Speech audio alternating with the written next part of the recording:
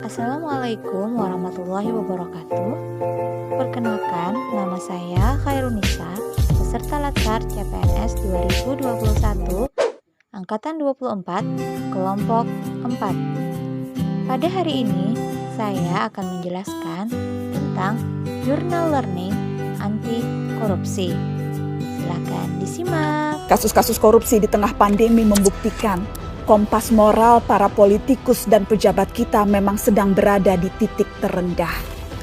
Bahkan pandemi yang membunuh banyak orang, menyengsarakan banyak orang, tak membuat para pelaku menahan diri dari hasrat memperkaya diri sendiri. Apa itu korupsi? Kita pasti sering dengar kata korupsi saat membaca, mendengar berita di televisi atau di sosial media lainnya.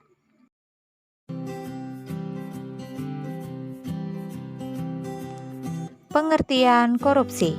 Menurut Undang-Undang Nomor 28 Tahun 1999 tentang Penyelenggaraan Negara yang Bersih dan Bebas KKN, korupsi adalah tindakan pidana yang dilakukan orang yang secara sengaja melawan hukum, melakukan perbuatan memperkaya diri sendiri atau orang lain.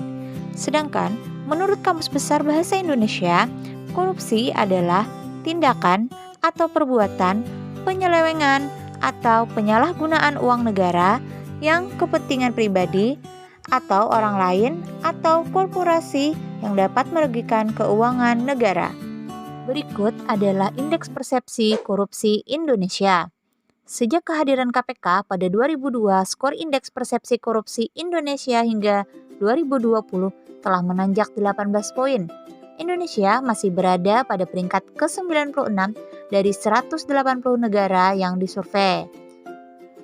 Sedangkan untuk Indeks Persepsi Korupsi Indonesia di tingkat Asia Tenggara, Indonesia berada di level 37. Ada dua faktor penyebab korupsi. Yang pertama, faktor internal dari dalam diri dan faktor eksternal dari luar atau lingkungan. Faktor internal orang melakukan korupsi seperti sifat tamak manusia, moral yang kurang kuat menghadapi godaan, gaya hidup konsumtif, dan tidak mau atau malas bekerja keras. Sedangkan faktor eksternal orang melakukan korupsi adalah karena aspek sikap masyarakat, aspek politis, aspek ekonomi, aspek organisasi, dan yang terakhir adalah karena hukuman.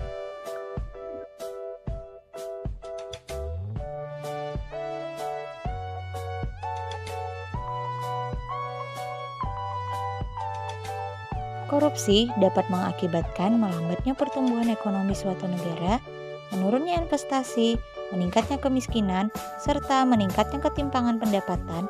Bahkan korupsi juga dapat menurunkan tingkat kebahagiaan masyarakat di suatu negara. Selanjutnya, pengertian anti korupsi.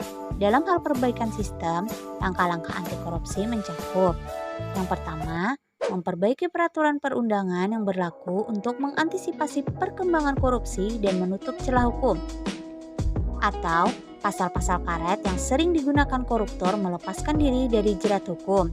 Kedua, memperbaiki cara kerja pemerintah, birokrasi menjadi sederhana, simpel, dan efisien.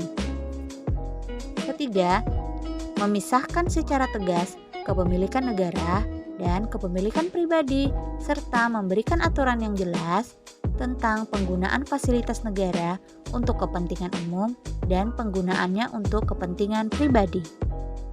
Berikut ini adalah kebijakan anti korupsi. Kebijakan anti korupsi mengatur tata interaksi agar tidak terjadi penyimpangan yang dapat merugikan negara dan masyarakat.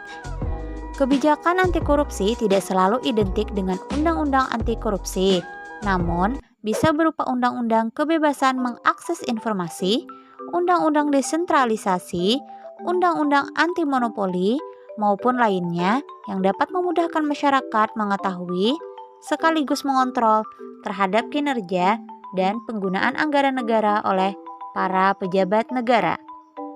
Nilai-nilai anti korupsi yang dapat diimplementasikan di sekolah. Yang pertama, nilai-nilai inti, yaitu jujur, disiplin, dan tanggung jawab.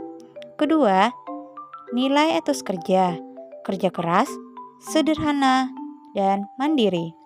Dan yang terakhir, nilai sikap, yaitu adil, berani, dan peduli.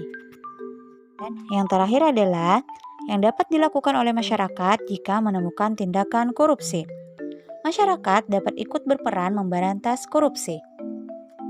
Di Indonesia, pemerintah memiliki lembaga independen yang menangani masalah korupsi, yaitu Komisi Pemberantasan Korupsi atau yang disingkat dengan KPK, yang mana KPK menyediakan fasilitas layanan pengaduan bagi masyarakat yang ingin melapor tindakan korupsi. Yang pertama, bisa datang langsung ke gedung KPK di Jalan Kuningan Persada, KAF 4 di Jakarta Selatan. Atau bisa juga melalui surat, fax, telepon, email. Bisa juga melalui SMS atau bisa mengunjungi website KPK. Pastikan laporan yang disampaikan berkualitas agar dapat ditindaklanjut oleh KPK.